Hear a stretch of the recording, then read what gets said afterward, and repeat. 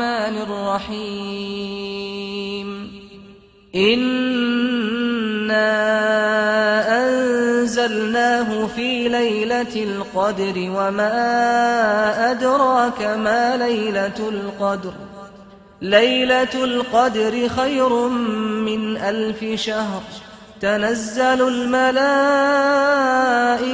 والروح فيها بإذن ربهم من كل أمر سلام هي حتى مطلع الفجر رب اعوذ بک من همزات الشیاطین واعوذ بک رب ان یحضرون بسم اللہ الرحمن الرحیم الحمد للہ الذی ہدانا لہذا وما كنا لنهتدی لولا ان ہدانا اللہ لقد جاءت رسل ربنا بالحق والصلاة والسلام على سید اصل ما فی الوجود سر اللہ کل موجود نقطة دائرة الوجود صاحب لواء الحمد والمقام المحمود سید عن المجدد والمصطفى الامجد وبالقاسم محمد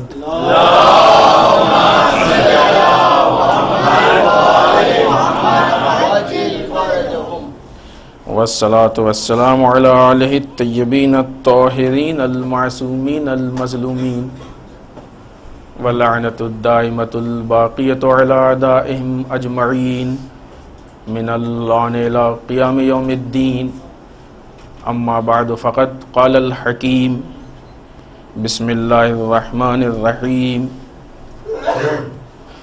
إنا أنزلناه في ليلة القدر وما أدراك ما ليلة القدر ليلة القدر خير من 1000 شهر صلوات علی محمد اللہم صلی علی محمد وآل محمد وآجل فرجہم۔ قرآن مجید سورہ قدر اس شب قدر کی مناسبت سے ان آیات کریمہ کی تلاوت جس میں ارشاد رب العزت ہو رہا ہے کہ ہم نے قرآن کو شب قدر میں نازل کیا اور تمہیں کیا معلوم کہ شب قدر کیا ہے؟ ظاہر سی بات ہے خدا ہم سے کہہ رہا، یہ ہم لوگوں میں محاورتاً استعمال ہوتا ہے۔ جب کسی چیز کو بیان کرتے ہیں اور اس کی عظمت یا کوئی اس کی کوالٹی یا صفت بیان کرنی ہوتی ہے تو انسان بیان کرنے کے ساتھ ساتھ ہی کہتا ہے کہ تم اس کو سمجھ نہیں سکتے ہو۔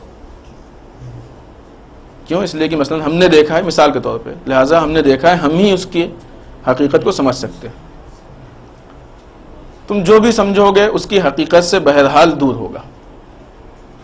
تو خداوند متعال بھی ہم سے کہہ رہا ہے انسان ممکن ہے کہ شاید تھوڑا سا اس میں اوپر نیچے ہو جائے، لیکن کلام الہی بہرحال حقیقت پہ مبنی ہے۔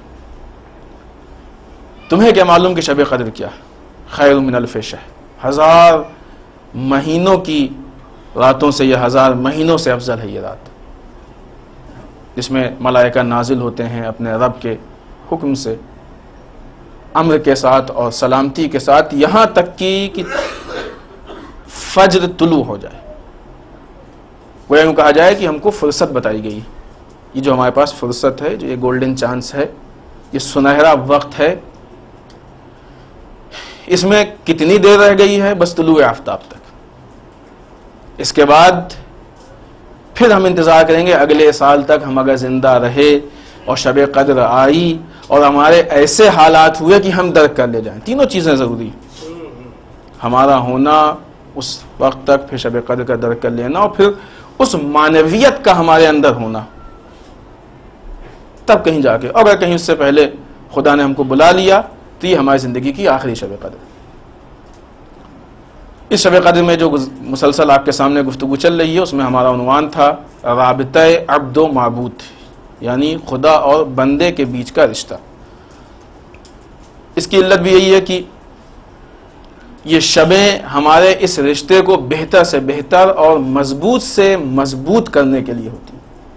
ہر انسان کا اپنے خدا سے کوئی نہ کوئی رشتہ ہے، ان شبوں میں خدا ان رشتوں کو بہتر سے بہتر بنائے گا۔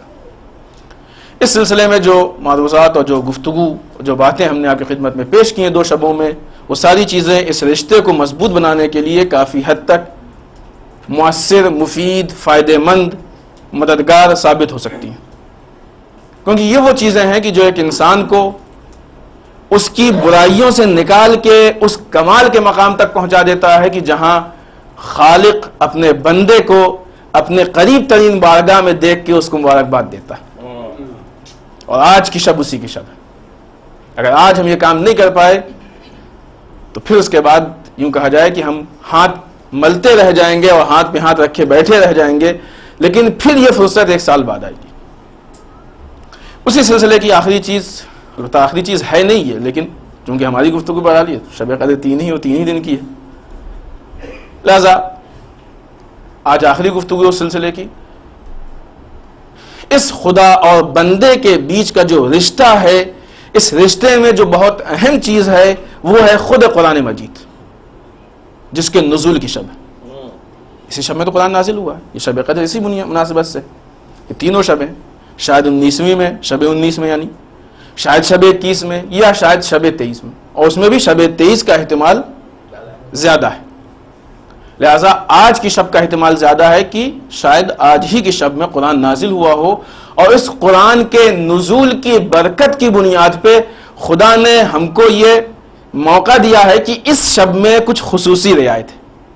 یہ اس کے نزول کی برکت ہے۔ برکت اکثر استعمال ہوتے ہیں، میں نہیں یاد رہا کہ ہم نے شاید برکت کی وضاحت کی کہ نہیں، ابھی انشاءاللہ گفتگو کے آخر میں اگر وقت رہا تو ہم آپ کو واضح کریں گے برکت ہے کیا چیز۔ ہم لوگ بہت کہتے ہیں برکت برکت برکت ہوئی، برکت ملنی چاہیے، برکت ہونی چاہیے، برکت اڑ گئی۔ خود برکت ہے کیا چیز، انشاءاللہ ہم اس کی وضاحت کریں گے اگر وقت رہا۔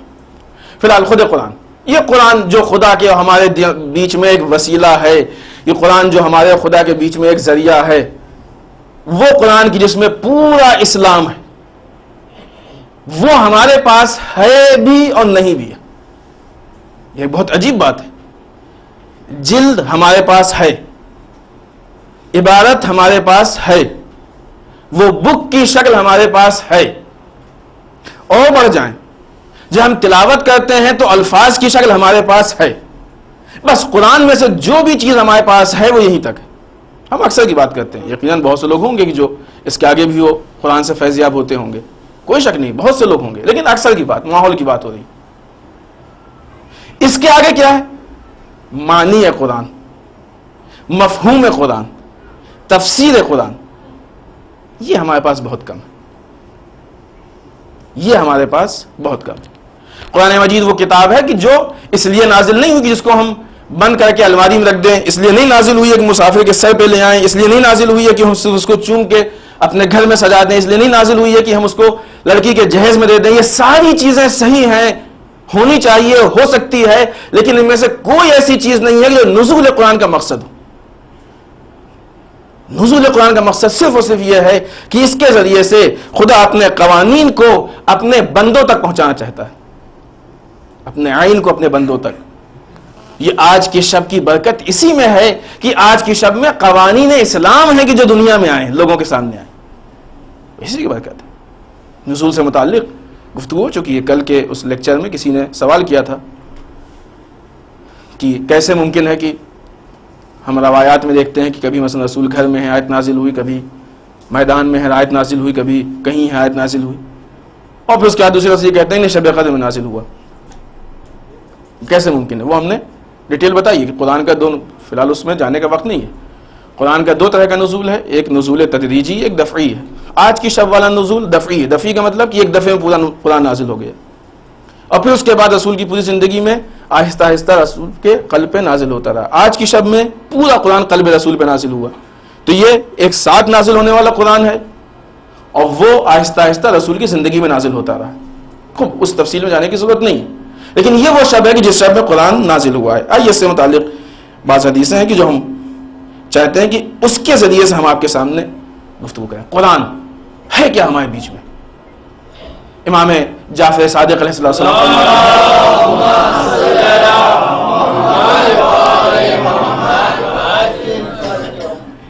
آپ فرماتے ہیں القرآن عہد اللہ ہے، قرآن عہد پروردگار ہے۔ کہاں؟ الی خلق، اس کے مخلوق کی طرف۔ عہد کا مطلب سمجھتے ہیں؟ کہتے نہیں ہم نے فلاں سے عہد کیا۔ عہد اس وعدے کو کہتے ہیں، وعدے کے ٹائپ کی چیز ہے. جب وعدہ ہوتا ہے تو دو ہوتا ہے، البتہ عہد و وعدہ ایک نہیں ہے، کبھی ترجمہ نہ سمجھیے گا، صرف قریب کی مثال ہے. عہد میں ضروری ہے کہ دو طرفہ ہو، ایک طرف سے عہد کرنے والا ہو، دوسری طرف جس سے عہد لیا جائے وہ ہو. ہم نے مثلا آپ سے عہد لیا کہ آپ مجلس کے بعد، اس تقریر کے بعد مثلا چائے پینے تشریف لے جائیے گا، یہ عہد لیا آپ نے، عہد دے دیا. اب جس نے بھی عہد کر لیا اس کے اوپر ضروری ہے کہ عہد کو پورا کرے، کیونکہ رسول کی حدیث ہے لا دین لمن لا عہد اللہ، جس نے عہد کی وفا نہیں کی اس کا دین نہیں ہے. دین کی بقا کے لیے عہد کی وفا ضروری ہے.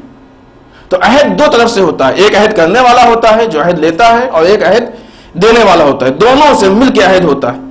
خدا کہہ رہا ہے کہ القرآن عہد اللہ الی خلق، قرآن خدا کا عہد ہے اس کی مخلوقات سے. قرآن خدا کا عہد ہے اس کی مخلوقات سے.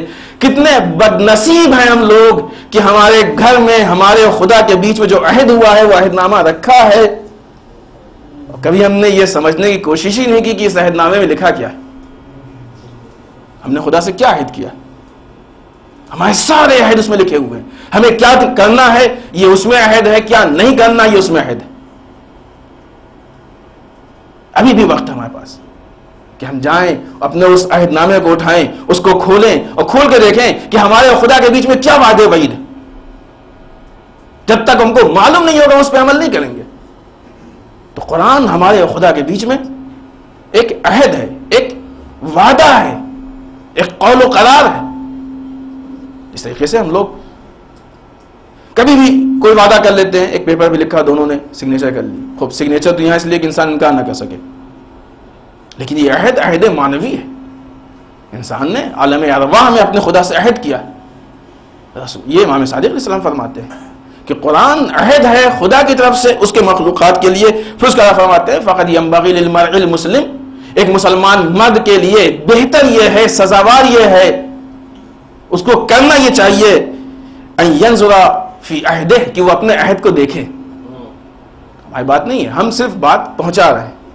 امام صادق کہہ رہے ہیں، مسلمان مرد سے کہہ رہے ہیں. ہم میں سے جو بھی اپنے آپ کو مسلمان سمجھتا ہے، امت مسلمہ میں داخل ہونا چاہتا ہے یا سمجھتا ہے کہ ہم داخل ہیں، ہم مسلمان ہیں، تو اس کے لیے امام صادق کا یہ مستقیم حکم ہے.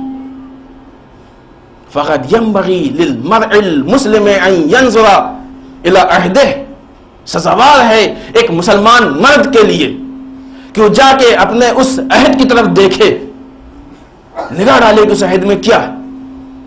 اور صرف اتنا ہی نہیں کہ دیکھے، پھر اس کے آگے آپ ارشاد فرماتے ہیں کہ وَأَن يَقْرَأَ مِنْهُ فِي كُلِّ يَوْمٍ 50 آیہ، اور ان میں سے ہر دن کم سے کم 50 آیتوں کو پڑھے. کتنی؟ کم سے کم 50 آیتوں کو پڑھے. یہاں پہ ہم کسی کو نہیں کہیں گے، بہرحال بات چونکہ قرآن کی ہے، یقیناً لائق ستائش ہیں، لائق تعریف ہیں وہ لوگ کہ جو قرآن پڑھتے ہیں اور خدا ان کی توفیقات میں اضافہ کریں. معلوم ہے مومنین میں ایسے ہیں جو پڑھتے ہیں، بات ان کے لیے نہیں، بات ان کے لیے کہ جو خدا نہ خواستہ کوئی اگر ایسا ہو کہ جو نہیں پڑھتا ہو، اب وہ اپنے اس کردار کو اس حدیث کے آئینے میں دیکھے کہ امام صادق کا حکم کیا ہے کہ کم سے کم، البتہ روایتوں میں اختلاف ہے، معلوم ہے یہاں پہ خود 10 آیت کی بھی روایت بیان کی گئی، ٹھیک ہے 10 ہی پڑھیں، 10 کی بھی روایت ہے، 10 ہی پڑھیں، آپ پڑھیں. لیکن دیکھیں ایک ہمارے سماج کا پڑھنا ہوتا ہے اور ایک پڑھنے کا حکم دیا جاتا ہے. اس پڑھنے میں اور ہمارے سماج کے پڑھنے میں فرق ہے. اس فرق کو ہم یہاں پہ پہچانیں، اس فرق کو ہم محسوس کریں. ایک ہمارے سماج کا پڑھنا ہوتا ہے اور ایک پڑھنے کا حکم دیا جاتا ہے. جب بھی کسی سے کہا جاتا ہے کہ بچے کو آپ نے اسکول بھیجا، اس کا ایڈمیشن کرایا، کیوں؟ کہ بچہ جا کے وہاں پڑھے گا. پڑھے گا مطلب کیا؟ کوئی ٹیکسٹ بک اٹھائے گا، اٹھانے کے بعد پڑھے گا، یعنی اس کی عبارت پڑھے گا، اس کو یہ معلوم نہیں ہوگا کہ اس کے اندر مفہوم کیا ہے. سمجھ رہے ہیں اس پوائنٹ کو کہ ایک بچہ اپنے اسکول میں گیا، اس نے کوئی بھی ٹیکسٹ بک اٹھائی، مثلا اگر وہ ہندی میں ہے تو وہ ہندی لینگویج نہیں جانتا ہے، اس کے ٹیکسٹ کو پڑھ رہا ہے، اس کے اندر کیا مفہوم ہے وہ نہیں جانتا ہے. مراٹھی میں ہے تو مراٹھی لینگویج پڑھ رہا ہے، اس کا ٹیکسٹ پڑھ رہا ہے، لیکن اس کا مفہوم کیا ہے، مطلب کیا نہیں جانتا ہے. انگلش میں ہے کوئی بک، انگلش میں پڑھ رہا ہے لیکن مطلب کیا نہیں جانتا ہے. ممکن ہے نا، بہت سے لوگ ہوتے ہیں کہ جو ظاہر سی بات ہر آدمی ہر زبان نہیں جانتا. جو زبان نہیں جانتا ہے انسان، اس میں اس کو کتاب مل گئی، اب وہ اتفاق یہ تھا کہ اس کی عبادتوں کو پڑھنا جانتا تھا، وہ اس نے پڑھ لیا، عبادت اس نے پڑھ لیا، لیکن کیا لکھا یہ نہیں معلوم اس کو. آپ انصاف سے بتائیے، کیا آپ اس آدمی کو کہیں گے کہ اس نے یہ کتاب پڑھ لی؟ ایک کتاب آپ نے ہم کو دی مثال کے طور پہ، وہ کتاب بنگالی میں تھی، ہمیں بنگالی نہیں آتی، ہم کو ٹیکسٹ اس کا معلوم تھا، ہم نے اس کو پڑھ لیا، پڑھ کے واپس کیا، کہا مولانا کتاب پڑھ لی، کہاں پڑھ لیا. مولانا وہ 10ویں پیج پہ جو حدیث لکھی اس کا مطلب کیا ہوگا وہ ہمیں نہیں معلوم. پھر کیا پڑھا آپ نے؟ کہ بھائی بنگالی کا ہم کو مطلب ہی نہیں معلوم ہوتا ہے. تو کہا پڑھنے کا فائدہ کیا ہوا؟ آپ تو کہہ رہے ہیں پڑھ لی. یہی جو دو پڑھنے کے بیچ میں فرق ہے، یہی ہمارے پڑھنے میں اور قرآن کے پڑھنے کا جو حکم ہے، اس دونوں کے بیچ میں فرق ہے. ہمارے سماج میں، ہمارے معاشرے میں اکثر لوگ قرآن پڑھتے ہیں، ہر انسان کی کوشش ہوتی ہے کہ اس کا بچہ بالغ ہونے سے پہلے مثلاً یا بالغ ہوتے ہی یا جب ممکن ہو قرآن پڑھ لے، لیکن یہ پڑھنا صرف ٹیکسٹ تک محدود ہے، جس کا مفہومی اعتبار سے، معنی کے اعتبار سے، عمل کے اعتبار سے، اس سے فائدے کے اعتبار سے کوئی فائدہ نہیں ہے سوائے اس کے کہ ایک انسان کو برکت و فضیلت اس ٹیکسٹ کی اور اس الفاظ کی مل جائے. اس کو یہ نہیں معلوم ہوتا کہ اس میں کیا لکھا ہوا ہے. قرآن کے لیے کہ قرآن مہجور ہے، اس سے بڑا مہجور کیا ہے کہ ہم سب پڑھتے ہیں کچھ نہیں جانتے. قرآن ہم سب پڑھتے ہیں لیکن ہم میں سے کسی کو نہیں معلوم. قرآن تو بہت، جو نماز ہم دن میں 5 مرتبہ پڑھتے ہیں، اب ہر آدمی اپنی ایج کے حساب سے کیلکولیشن کرے کہ اس نے اب تک میں کتنے وقت کی نمازیں اور کتنی رکعتیں پڑھ لی ہوں گی. ہزاروں لاکھوں میں رزلٹ آئے گا نا، زیادہ ہی آئے گا. تعجب کی بات نہیں ہے کہ جس چیز کو ہم نے مثلا کم سے کم 10-20 ہزار مرتبہ پڑھ لیا ہے، آج تک نہیں معلوم ہوا کہ ہم نے اس میں کہا ہی کیا ہے. یہ تعجب کی بات ہے کہ نہیں ہے؟ لہذا اگر امام ہم سے کہتے ہیں کہ کم سے کم روز 50 آیتیں یا 10 آیتیں پڑھو، تو یہ پڑھنے کا مطلب یہ نہیں ہے کہ جس طریقے سے ہم اپنے بچوں کو پڑھاتے ہیں کہ اس نے الحمدللہ رب العالمین پڑھ لیا، اس کو یہ نہیں معلوم کہ ساری تعریفیں خدا کے لیے ہیں یا کیا ہے، کچھ نہیں معلوم. الحمد کے معنی کیا ہے، رب کس کو کہتے ہیں، عالمین کیا ہے، پالنے والا کیا ہے، کچھ نہیں معلوم. جس نے عبادت پڑھی ہے، ٹھیک ہے عبادت ضروری ہے، جب تک عبادت نہیں پڑھے گا انسان مفہوم تک نہیں پہنچے گا.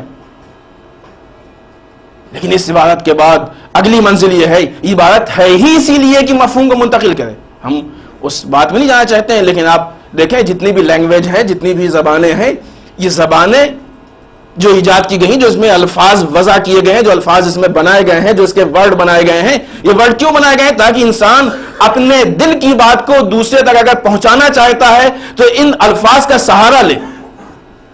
اگر مثلا ہم کو پانی کی ضرورت ہے تو ہم کیسے کہیں گے کہ ہمیں پیاس لگی پانی چاہیے؟ لفظ پانی کہنا پڑے گا. لیکن یہ لفظ پانی کا کہنا ہمارے لیے مقصد نہیں تھا. مقصد کیا تھا کہ پانی ملے. اگر ہم نے کہا پانی اور جواب میں آپ نے کہہ دیا پانی، کیا فائدہ ہوا اس کا؟ یہ پانی پانی کہنے سے نہیں ہوگا. یہ لفظ پانی، یہ ہم نے اتنا کہا ہے پانی پانی کہ پانی کہتے ہیں تو وہ شکل سامنے آتی ہے.